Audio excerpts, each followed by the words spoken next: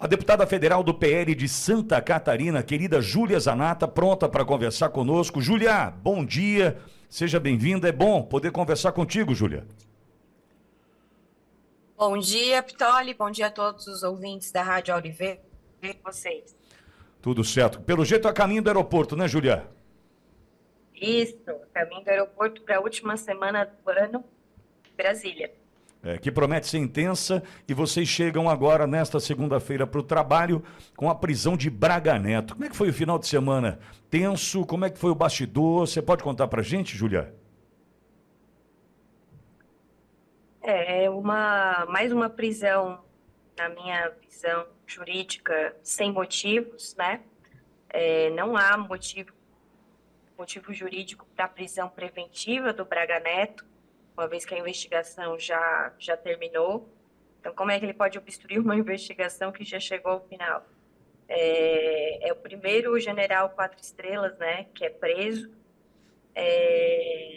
Obviamente um cerco que estão formando para tentar chegar no objetivo final deles, que é o Bolsonaro, que é destruir o Bolsonaro, o bolsonarismo, a direita brasileira como um todo, porque a direita permitida, quando era o PSDB, estava tudo certo, mas nós que temos posicionamentos mais firmes e tal, estamos sendo perseguidos a cada dia mais.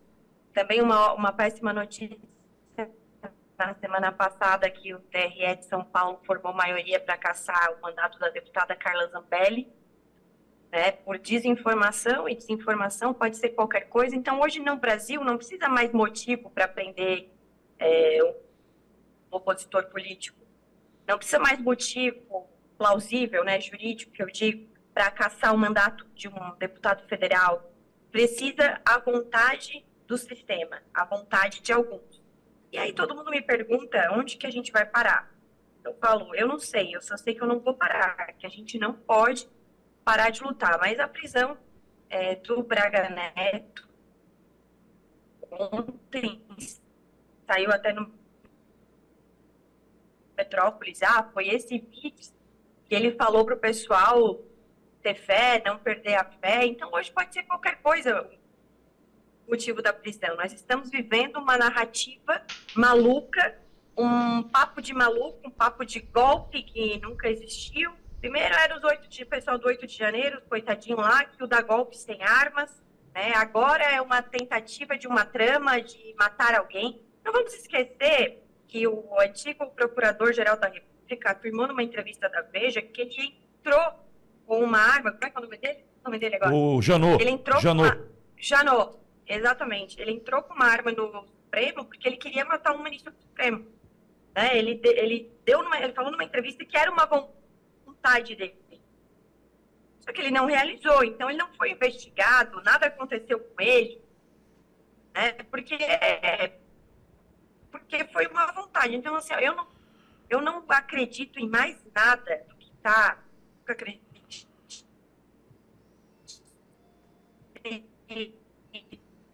nesses inquéritos, nesses instrumentos, porque tudo vai perdendo a credibilidade. E aqui, tira fora do contexto, aquilo pode ser horrendo, mas muitas vezes, se você for pegar o contexto todo, não é. Então, nós estamos vivendo uma tentativa de desgaste da direita brasileira a todo momento, mas não está dando certo, porque o povo não... Primeiro que o povo já está confuso, porque é tanta coisa que já não sabe mais o que é e o que. Segundo que isso, na minha visão, só fortalece a imagem do Bolsonaro como perseguido político, assim como foi com Trump nos Estados Unidos. Terceiro, que o Brasil tem tantos problemas, né? Tantos problemas econômicos, sociais, que pioraram agora na gestão do Lula por incompetência, que o brasileiro está tentando sobreviver a cada dia. O dólar bateu um patamar histórico, isso encarece o preço de tudo. Então, essas coisas servem para abafar tudo o que está acontecendo no Brasil. E nós temos que seguir, infelizmente.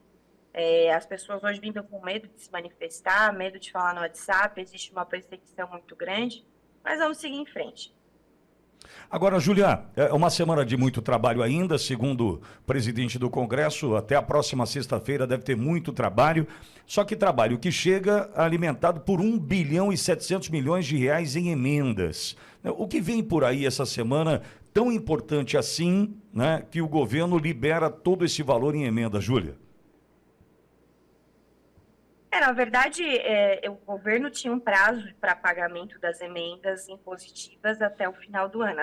Por lei, o governo teria que pagar as emendas impositivas, que são aquelas que não dependem de você papar no ovo de governo nenhum, né? Então, eles teriam até o dia 31 de dezembro para pagar. Pagaram várias semanas passadas, ainda tem coisas a pagar. Por lei, eles são obrigados. Mas o que eu soube na Rádio Corredor da Câmara dos Deputados é que para o pacote de corte de gastos feito do governo Lula, que não é corte de gasto coisa nenhuma, que não vai cortar ministério, não vai cortar o que a Janja gasta, lençóis egípcios, nem viagens do Lula em hotéis caríssimos. O que vai cortar é o BPC, vai cortar o abono salarial de quem ganha 2 salários mínimos, vai impedir o salário mínimo de ter um crescimento. Esse é o corte do pai dos pobres, vai cortar justamente nos pobres, né? Então, o que acontece? Para passar esse corte de gastos, que não é corte de gastos, rola na Rádio Corredor da Câmara dos Deputados, e eles estão oferecendo 7 milhões em emendas para quem votar nesse pacote. Se você é de um partido, você ganha 7. Você já é de outro, você ganha 10 ou 11, depende do partido.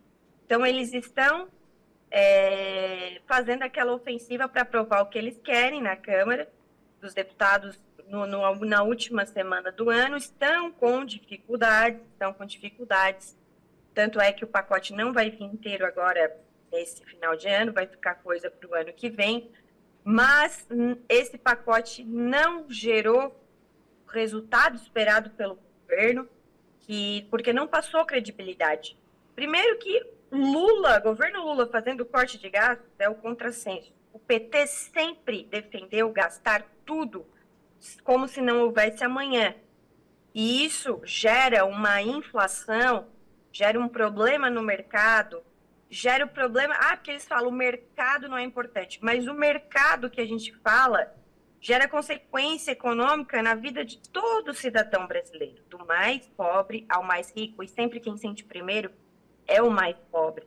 Eu gostaria que essas pessoas entendessem o que está acontecendo no Brasil, porque eu vou ao mercado, né, e eu sinto a diferença dos preços, o aumento dos preços. Com certeza o mais pobre também. Por que Lula e sua trupe ficam com o discursinho culpando o Banco Central?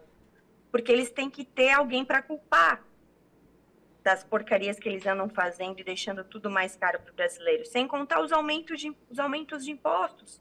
Nós vamos ter o imposto mais caro do mundo com a reforma tributária. E olha que eu falei sobre a reforma tributária, que era aumento de impostos, que não era reforma, mas ninguém deu bola, porque o brasileiro ele tem uma tendência a dar menos importância para a pauta econômica. Nós precisamos focar nesse assunto, que é o bolso do povo trabalhador. Então, esse é o interesse do governo Lula essa semana. Passar esse corte de gasto feito. Não sei se você viu, Pitoli, até um blogueiro ali, um influencer digital, que subiu a rampa com o Lula e ele defende os direitos da pessoa com deficiência, fez um vídeo criticando o Lula, porque realmente é uma tristeza o que eles vão fazer com o corte do BPC, benefício de prestação continuada, que não tira do pobre, tira do miserável, aquele que sequer consegue sustentar. Então, está muito claro o que o Lula está fazendo, tirando cada vez mais dos mais pobres, dos mais miseráveis. E por quê? Porque ele já falou, Pitoli, que quem tem tendência a votar no Lula, quem ganha até 2 salários mínimos. Então, ele não quer que você ganhe mais do que isso, ele não quer que você prospere, que o cidadão brasileiro prospere. Se o cidadão brasileiro prosperar, se libertar dessa dependência, dessa mentalidade estatizante, nunca mais vota na esquerda, e muito menos no Lula. Exato. Júlia, dá tempo de mais 2 questões, Júlia? Eu acho... Eu tenho mais uns 5 minutos. Então Johnny. ótimo. Então vamos lá. Olavo por aqui. Pois não, Olavo. Deputada, muito bom falar com a senhora. A senhora acabou de dizer, né? O corte no benefício de prestação continuada, a redução do reajuste do salário mínimo, um pacote de corte de gasto que não corta coisa nenhuma, trazendo uma perspectiva inflacionária gigantesca. Deputada, qual o reflexo disso nas eleições de 2026? Olha, eu prevejo uma piora econômica. Nós já estamos numa situação ruim, em que pese o IBGE do Pokémon lá tenha largado dados, só que não é isso que as pessoas estão sentindo na pele. Então, eu prevejo nós já estamos numa situação pior do que a pandemia, né? Porque o Covid-13 é muito pior do que o Covid-19.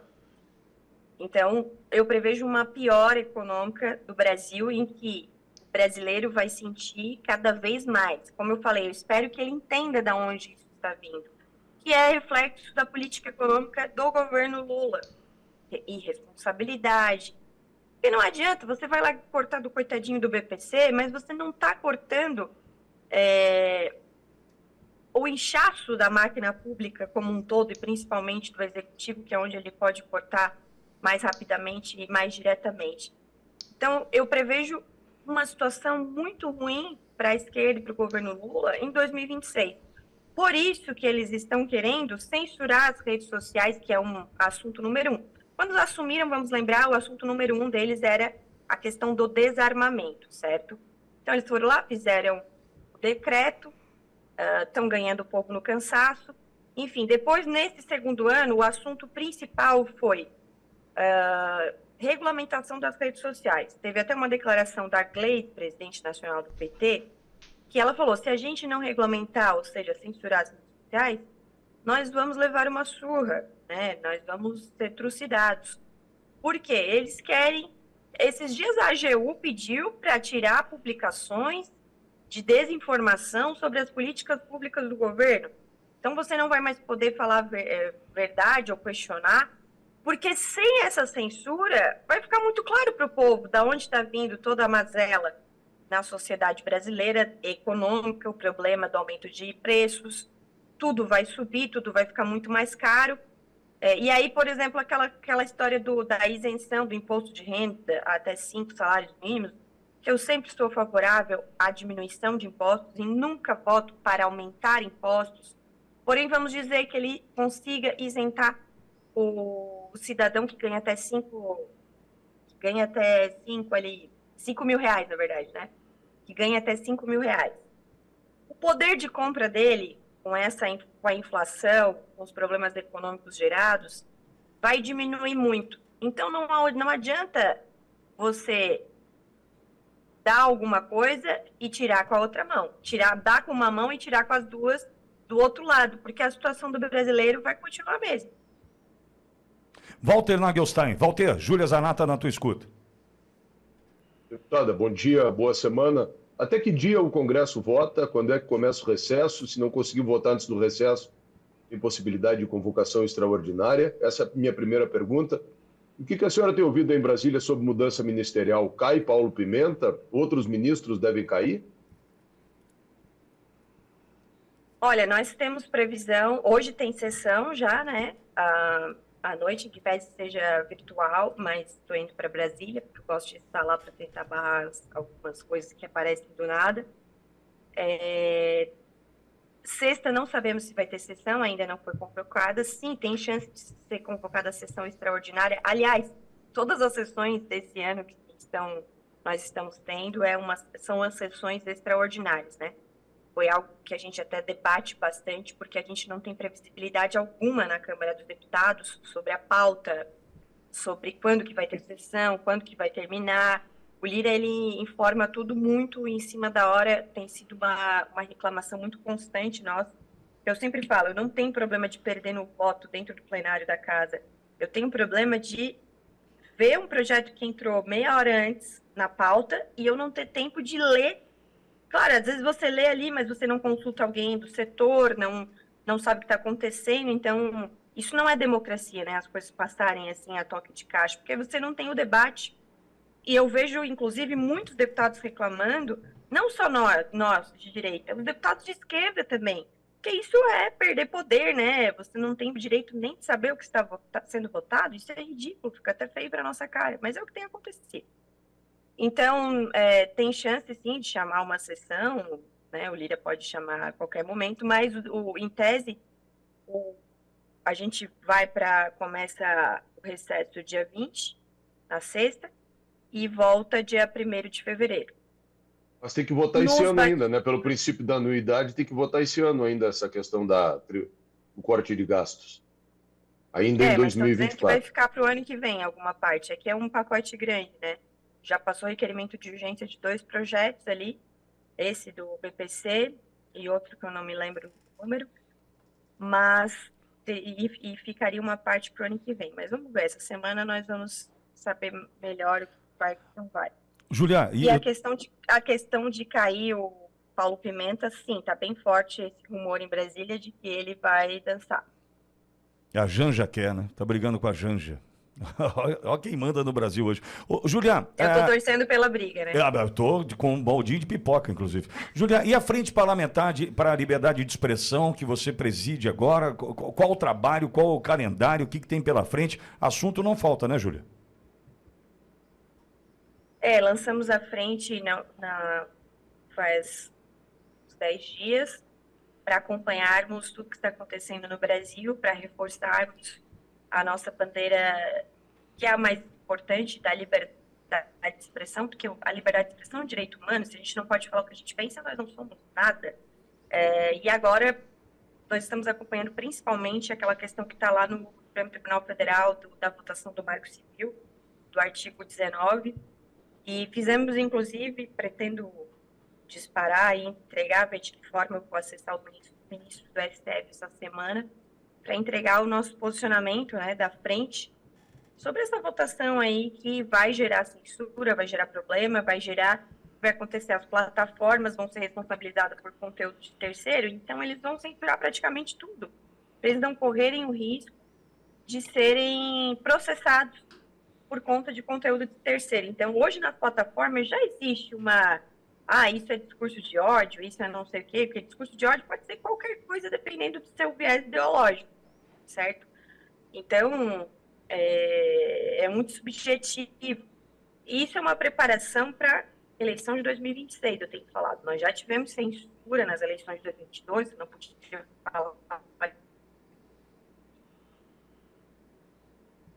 Opa. Problemas ali com a conexão. Para 2026. Então, nós vamos acompanhar tudo o que está acontecendo e nos posicionar enquanto frente parlamentar com 210 deputados que assinaram e me ajudaram para poder instalar essa frente. Agora, pessoal, eu cheguei aqui, se eu puder. Vai lá. Quero deixar um abraço aí para vocês. Vou pegar meu voo. Vai lá, Julia. Boa semana para você. Conversamos. Um abraço. Um abraço. Fiquei com Deus. Tchau. Amém.